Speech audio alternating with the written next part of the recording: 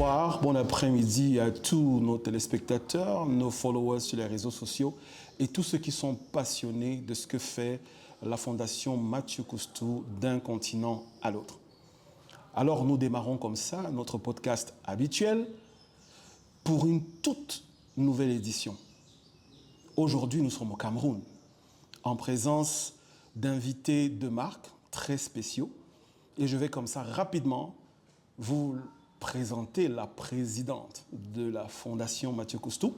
Vous l'avez déjà rencontrée, vous l'avez déjà vue sur nos pages, mais là, nous sommes en présentiel. Marie-Flora, comment tu vas? Bonjour. Bonjour, je vais très bien. Je suis au Cameroun et je passe de très très bons moments. Et je remercie notre invité qui nous a donné l'occasion de parler de l'inclusion. Et voilà. C'est un réel plaisir de vous retrouver en présentiel. C'est le premier podcast de la sorte que nous tournons sur site et nous vous prions d'être indulgents comme à l'accoutumée. Alors sur ce plateau, aujourd'hui, nous allons parler d'un sujet assez important. Nous allons continuer, n'est-ce pas, dans notre campagne sur l'inclusion, mais nous allons nous appesantir aujourd'hui sur le domaine professionnel et encore l'aspect spécifique lié aux personnes malvoyantes. Et pour ça, nous avons sur le plateau un invité spécial, quelqu'un d'exceptionnel avec lequel la Fondation travaille depuis très longtemps et quelqu'un qui adore partager sa passion et son professionnalisme. J'ai l'honneur d'introduire ici Monsieur Désiré Charles Atangana. Bonsoir, Monsieur Atangana. Bonsoir, monsieur. Comment est-ce que vous allez? Ça va très bien, par la grâce. Ok. Chers téléspectateurs, chers followers, aujourd'hui, nous parlons de l'inclusion, bien sûr, dans le monde professionnel. La thématique, c'est l'insertion professionnelle des personnes malvoyantes, le rôle clé du braille et de l'accessibilité. Mais pour chacun de nos invités, nous avons une question particulière que nous posons à chaque fois. Pour vous, Monsieur Atangana, que veut dire l'inclusion? Pour moi, l'inclusion, c'est l'égalité des chances. Parce que tout le monde, par exemple, je prends le cas des élèves qui fréquentent. Quand on les introduit dans les écoles avec les voyants, comme le gouvernement a demandé, c'est plus mieux. Ça permet que même dans les résultats, on en trouve beaucoup parce qu'ils travaillent beaucoup. Parce que l'inclusion est très nécessaire par rapport à ce malvoyant-là, surtout pour l'action scolaire. Et l'action professionnelle, il y a un peu encore des traînées. D'accord. Si je comprends bien, l'inclusion, c'est essentiel pour la société. Mais en général, est-ce qu'on peut dire que dans notre société, spécifiquement au Cameroun, et de par votre expérience, vous pensez que l'inclusion est quelque chose de vécu? Est-ce que c'est quelque chose qui existe concrètement et qu'on peut vivre au quotidien dans le milieu scolaire ou dans le milieu professionnel? L'inclusion, c'est une réalité au Cameroun. Je prends l'exemple par moi-même parce que je suis un handicapé moteur. Et on m'a formé. Je suis été à l'école, après l'école, on m'a formé sur le terrain et je travaille. Donc l'inclusion est nécessaire par rapport, c'est une bonne chose par rapport à ce Camerounais, certains Camerounais qui sont formés en domaine du braille. Alors, Marie-Flora, j'aimerais te poser la question. Pour toi qui es arrivé et qui a touché du doigt aujourd'hui, nos amis téléspectateurs et tous nos followers auront la chance de voir les images. Tu as touché du doigt ce qui se passe à l'école inclusive de Mon-Aveu-Beu. Quel ressenti est-ce que tu as par rapport à l'inclusion dans le domaine scolaire spécifiquement? Je pense que l'inclusion est nécessaire si on veut une société où toutes les personnes, quelles que soient les capacités, puissent apporter quelque chose dans la société. Et en étant à l'école inclusive de Mon-Aveu-Beu, j'ai vu comment tous les enfants, qu'ils soient handicapés ou non handicapés, étaient vraiment rassemblés et unis. Et c'est un bel exemple de voir que le Cameroun fait beaucoup de choses pour les enfants en situation de handicap. Et je pense que dans d'autres villes, d'autres régions, on doit encourager l'État de mettre en place ces écoles pour pouvoir faire en sorte que les enfants qui sont souvent à la maison, qui sont en situation de handicap, que les parents puissent les amener à l'école et vraiment sensibiliser la population et surtout les parents de ne pas laisser les enfants à la maison.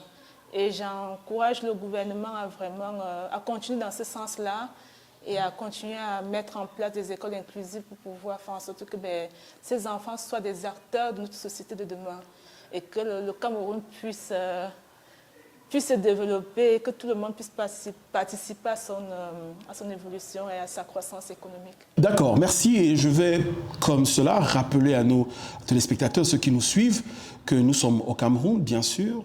Nous avons visité l'école inclusive de Monavebe, qui a vu beaucoup de nos projets en 2024.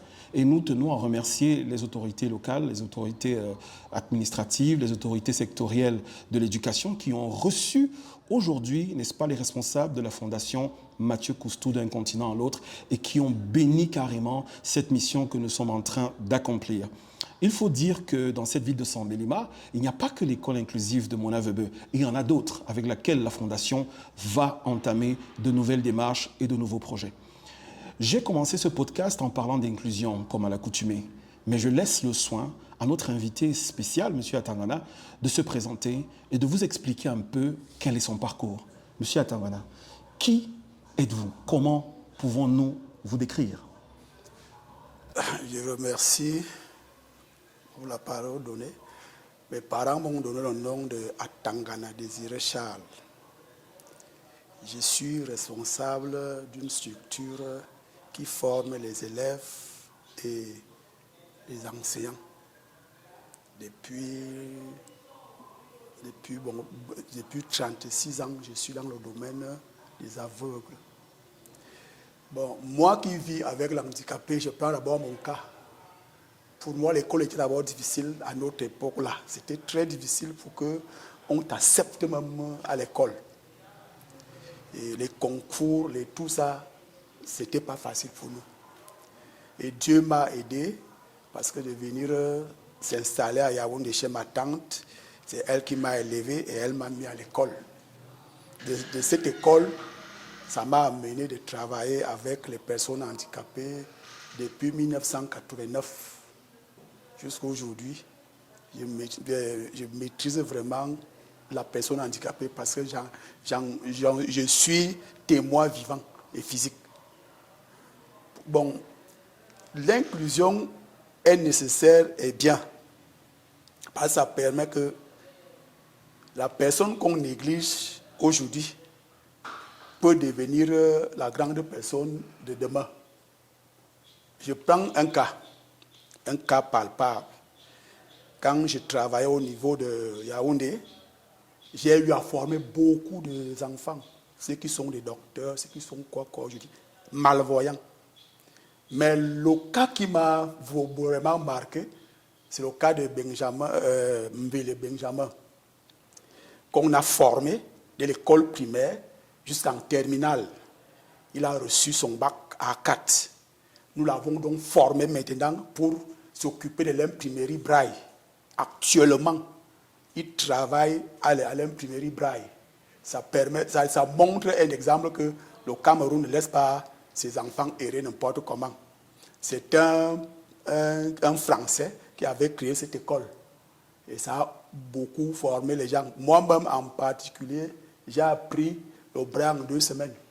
Et cela m'a poussé à être ce que je suis aujourd'hui, avec les enfants aveugles. Et je me les encadre normalement.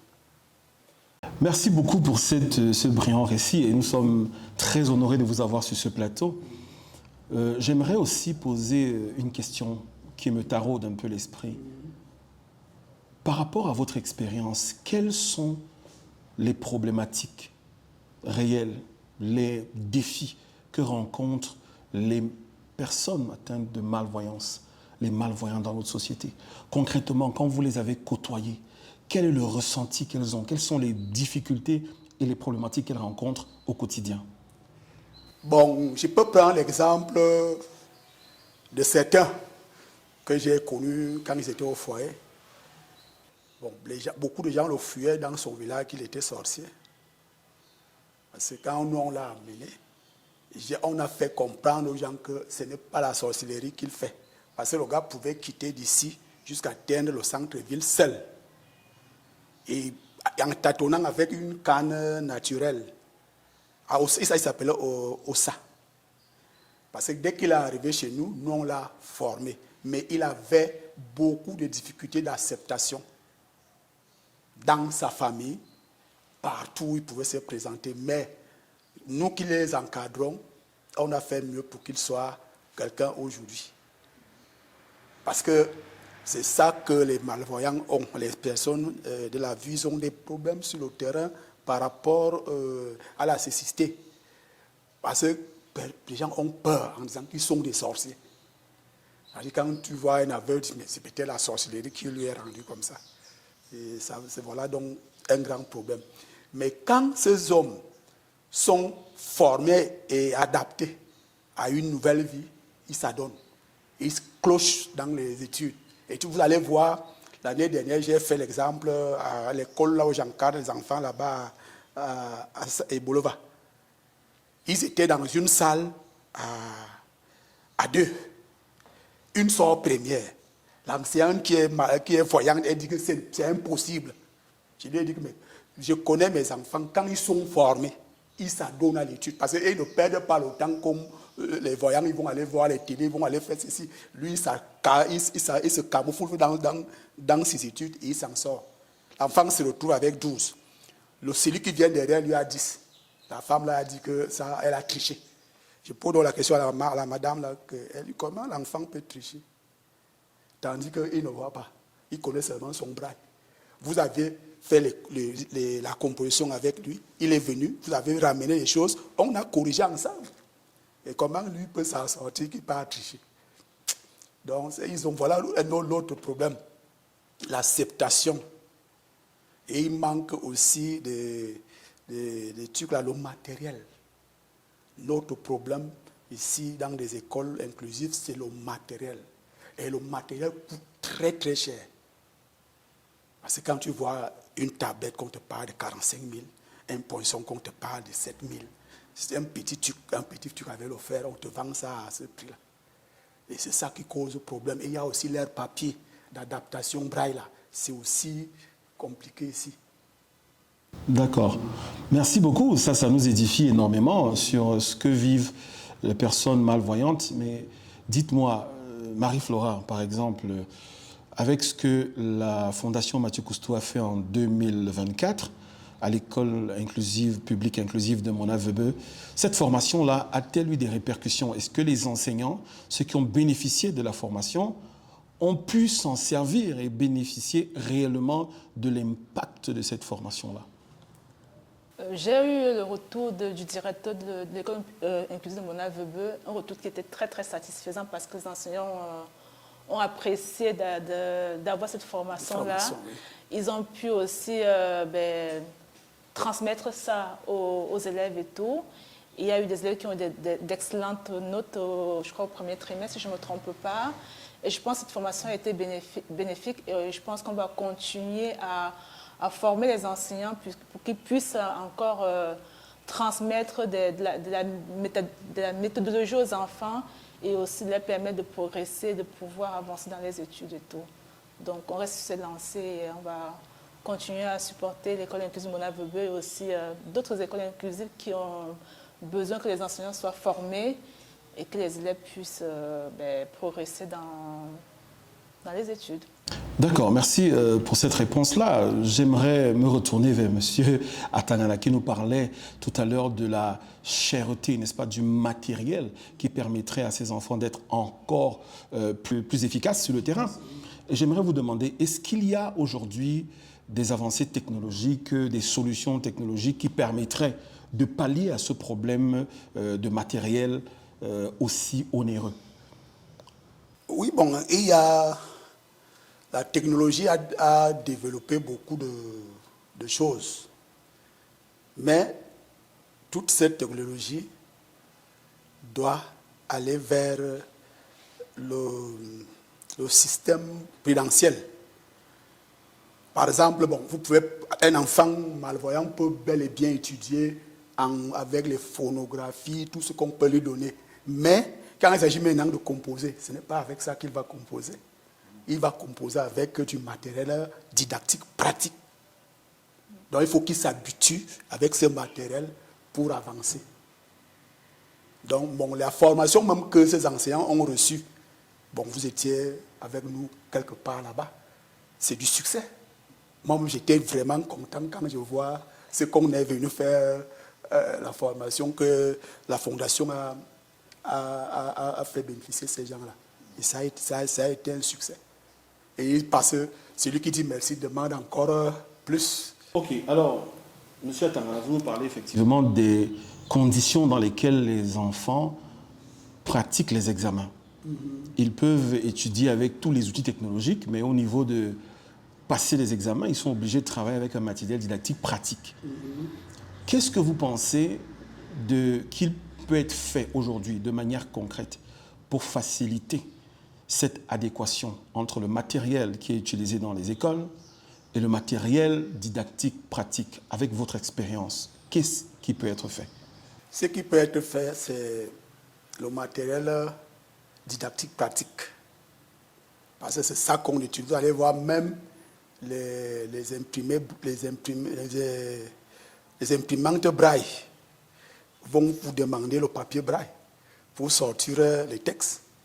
Et ça va vous demander l'ordinateur. Et ça va vous demander même un clavier adapté pour que ça sorte les écrits braille. Tout ça, ça marche ensemble. La technologie plus le matériel didactique, et ça fait l'affaire pour qu'il y ait des bons résultats. D'accord. Alors, quelque chose qui peut attirer l'attention de ceux qui nous suivent sur la toile actuellement, c'est de savoir comment se passe l'acceptation de ces formations auprès des enseignants aujourd'hui. Nous savons que les enseignants passent par des formations énormes, ça coûte parfois cher, et après ils trouvent du travail. Maintenant, on revient leur dire qu'il faut qu'ils passent par une autre formation pour faciliter l'inclusion des enfants en situation de handicap, spécialement de handicap visuel. Avec votre expérience, est-ce que cette acceptation est facile? Et la transmission se passe-t-elle aussi facilement que ça sur le terrain? Bon, c'est une grande question. Premièrement, ceux qui ont été formés avant, ils n'ont pas eu l'accès au braille et autres. Mais certains ont été formés, ils ont négligé. Et maintenant, toutes les écoles de formation d'État qui parlent des enseignants des écoles primaires, il y a une rubrique formation des handicapés adaptés, une formation spécialisée des handicapés adaptés. J'ai été interpellé au niveau des Bolova. Ils appellent les Nièges. Ils m'ont demandé d'être là l'année prochaine pour faire ce cours-là dans leur établissement. Donc, l'État ne dort pas. Mais seulement, je sais que c'est ici que je vois que le jour même qu'on fait la formation, la première des choses que je leur avais dit, si vous voulez réussir dans votre carrière d'enseignant dans les écoles inclusives, aimez d'abord ces handicapés. Quand tu as l'amour, tu agis avec amour. Parce qu'il ne compte pas seulement qu'on va te donner quelque chose en plus de ça.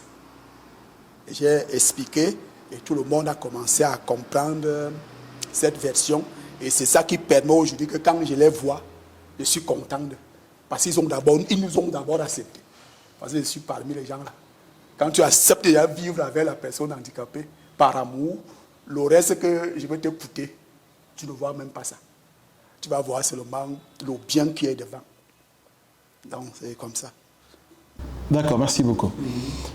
Mais selon vous et votre expertise, bien sûr, est-ce que l'inclusion des personnes malvoyantes, la formation, l'acceptation se passe de la même façon en zone rurale qu'en zone urbaine aujourd'hui?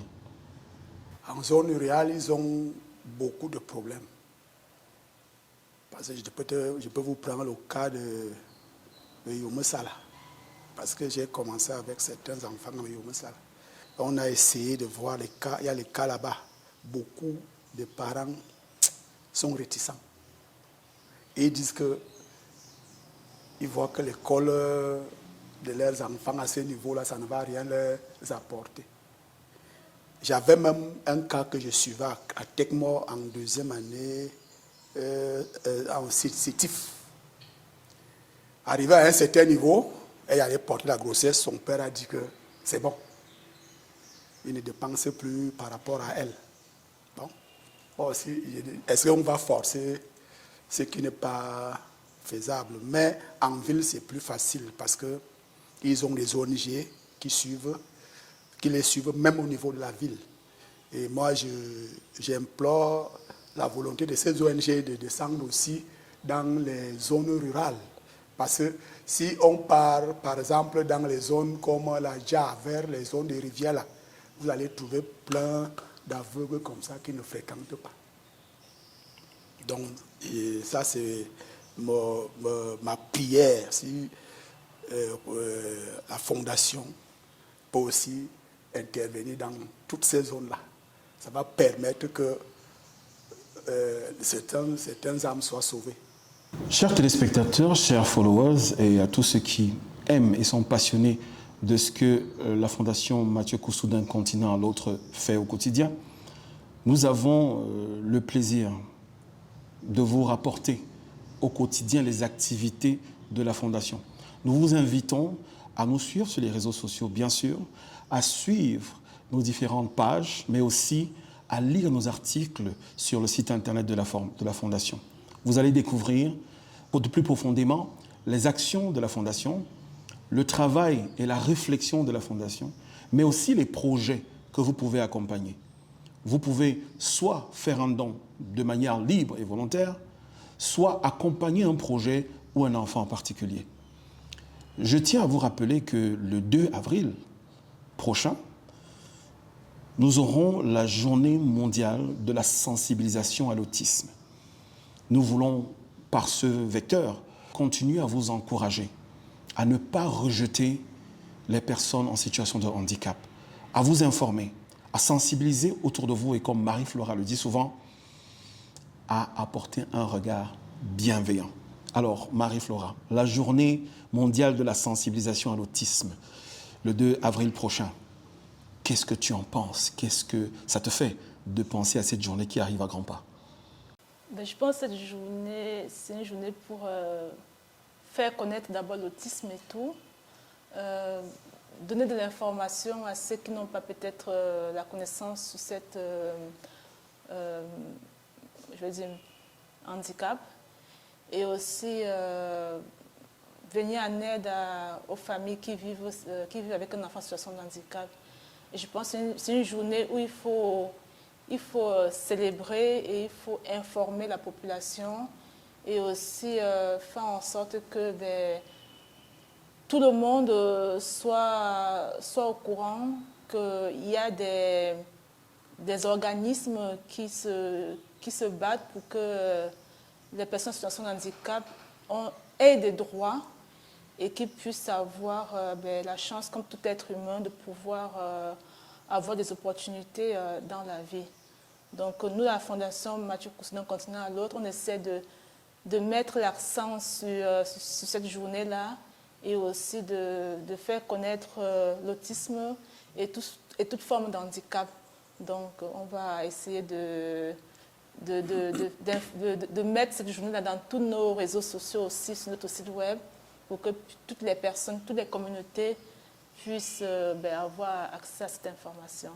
D'accord, merci. Monsieur Atangana, permettez-moi de faire cette petite transition en vous demandant quel est votre ressenti, qu'est-ce que vous pensez de l'autisme et des personnes qui sont atteintes de ce handicap. L'autisme, moi, je réponds d'abord par rapport à l'état général, parce que je n'ai pas fait les études approfondies. Mais dans certains endroits, on m'a déjà présenté certains cas. Par exemple, dans l'école, les EPI de Bolova, il y a presque 5 là-bas. Je leur avais dit que bon, leur enseignement est vraiment très élargi. Il faut d'abord la sensibilisation de certains parents. Parce que quand il amène un enfant, il peut croire que tu vas faire le miracle, que cet enfant soit directement ce que lui veut. Parce qu'il faut prendre du temps.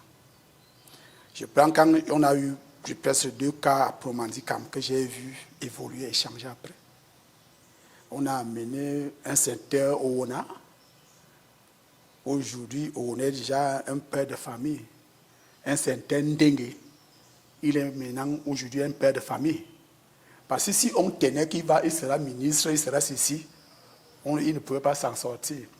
Nous, on les a formés pour les apprendre à lire, à écrire. Après, on les a mis dans les ateliers de formation. Automatiquement, ils ont accepté la formation. Quand il y avait les trucs en Amérique, les trucs que les Paralympiques, là, on les avait invités. On amène Ndengue et on a en Amérique. On leur donne les tennis pour courir. Les gars disent qu'avec les tennis, ça ne peut pas donner. Ils ont abandonné. Et ils ont couru, ils sont arrivés premiers. Et ça a attiré l'attention de l'État camerounais. Aujourd'hui, les enfants là sont des grands aujourd'hui. Ndengue est marié, on est marié. Et on habite Tomechi, Ndengue habite au niveau de Mvombi. Mais moi, je n'ai pas fait beaucoup d'études par rapport à eux. Mais dans le cas général, je voyais mes collègues s'occuper d'eux. Mais je vois que si on sensibilise les parents et qu'ils laissent les mains libres à ceux qui les encadrent, ils auront des hommes qu'ils veulent. Parce que je ne crois pas que tout enfant ne peut pas arriver à avoir trop d'instructions pour avoir tel diplôme. Mais avec certaines petites formations, ça peut lui permettre d'être autonome. Nous parlons effectivement d'autonomie, nous parlons d'inclusion, nous parlons de soutien aux personnes en situation de handicap. Il faut dire qu'avec les Nations Unies et leurs objectifs de développement durable, il est question de faire progresser la neurodiversité et les objectifs de développement durable pour tous. Un monde plus inclusif et un monde duquel nul n'est exclu, c'est ce que nous recherchons. Et c'est le but ultime de la Fondation Mathieu Coustou, d'un continent à l'autre. Aujourd'hui, comme je le rappelle, nous sommes à 100 Mélima. Ça fait plaisir de se retrouver de manière physique et nous allons courir vers la fin de ce podcast en parlant du sujet qui nous concerne aujourd'hui. Monsieur Atangana, de votre expérience, est-ce que vous avez un conseil à donner à nous et à ces personnes qui forcément ne côtoient pas le handicap au quotidien, mais qui rencontrent quand même des personnes en situation de handicap? Qu'est-ce que vous pouvez dire à ces citoyens, à cette population sur le plan général concernant le sujet des personnes malvoyantes? Pour moi, le conseil que je peux donner généralement d'abord à la Fondation qui s'occupe des cas de malvoyants, que la Fondation ne baisse pas les bras et continue à les soutenir. Pour nous, les autres membres des familles, parce que l'inclusion doit commencer d'abord par la famille. Je prends un cas que j'ai à Bolova qui me casse vraiment les nerfs. Le papa là me dit que lui s'occupe d'abord des enfants normaux avant de s'occuper de son enfant malvoyant. Le truc là m'a touché. Et cet enfant est malvoyant et il est moteur.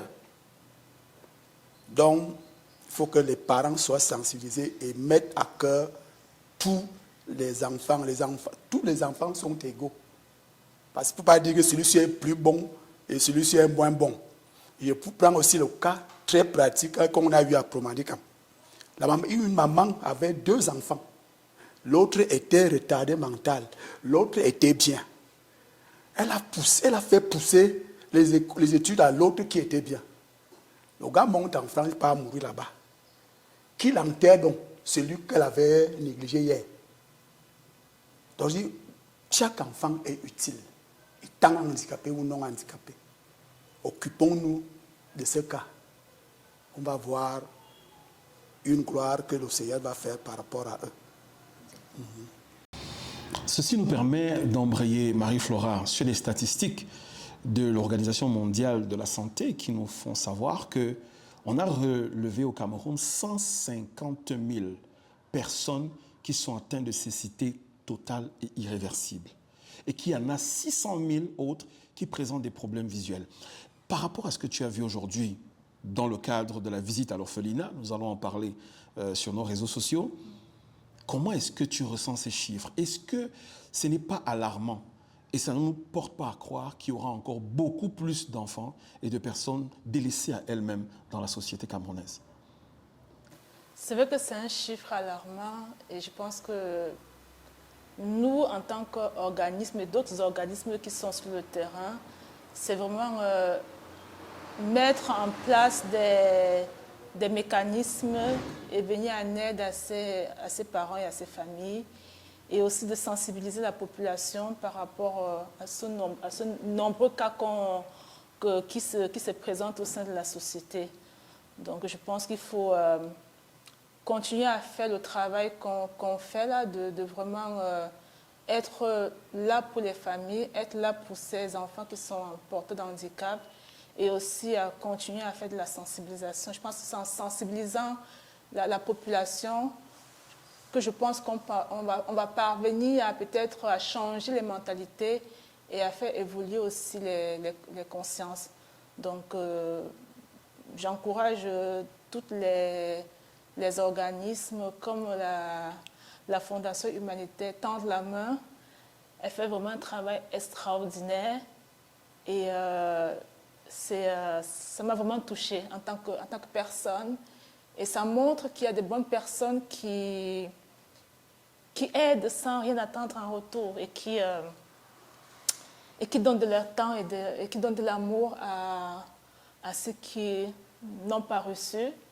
Et je pense que, en tant que président de la Fondation Mathieu Coustou, on va essayer de continuer ce travail qui n'est pas facile et on va essayer de se battre pour vous. Okay.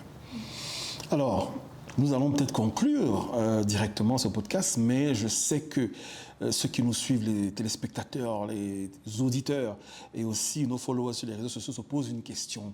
Monsieur Atangana, 39 ans d'expérience sur le terrain, énormément de personnes formées, des formateurs formés. Est-ce que le métier que vous pratiquez avec passion aujourd'hui réussit à nourrir son homme? Oui. Oui, ça nourrit son homme. Parce qu'avec ça, avec ce métier, j'ai une famille de 12 enfants, et sans compter les petits-fils.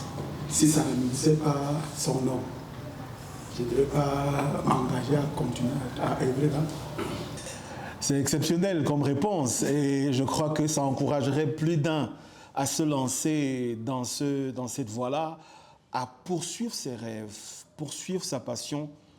Et si sa passion nous amène à porter assistance aux personnes en situation de handicap, quoi de plus beau?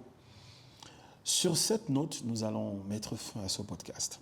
Je vais laisser la parole à la présidente de la Fondation Mathieu Coustou d'un continent à un autre, aujourd'hui à San Melima, au Cameroun, pour qu'elle puisse donner un mot de clôture.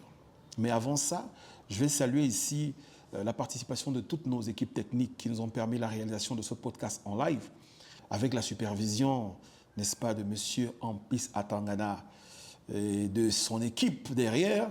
Nous voulons vous remercier énormément pour le travail que vous faites dans l'ombre et qui sera transmis au travers des images qui seront consommées. Marie-Flora, un mot de clôture? Pour clôturer ce podcast, je veux d'abord remercier les autorités de San Melima qui nous ont reçus, le sous-préfet, le délégué, l'inspecteur et toute l'école inclusive de Monavebe, aussi l'orphelinat. Je dis merci pour cet accueil, merci de nous donner la motivation de continuer à faire ce travail qui n'est pas facile et on va essayer de ne rien lâcher. Et je dis aussi, donnez de l'amour autour de vous. N'ayez pas peur d'envoyer vos enfants à l'école. Ce n'est pas à l'école où passe l'instruction. Et aussi, l'épanouissement de vos enfants. Super. Sur ce, nous pouvons entrer en gare, mettre la clé sur le paillasson et vous dire à très bientôt. Mais j'aimerais remercier aussi, pour terminer, toute l'équipe de la Fondation Mathieu Cousteau d'un continent à l'autre qui est descendue pour cette mission exceptionnelle. Je ne saurais partir sans citer le directeur Cameroun de la Fondation et les membres du conseil d'administration qui sont venus de pays différents pour se retrouver au Cameroun. C'était Gloire de Dias Junior pour le podcast Parlons Inclusion, ne rien lâcher. Sur ce, à très bientôt.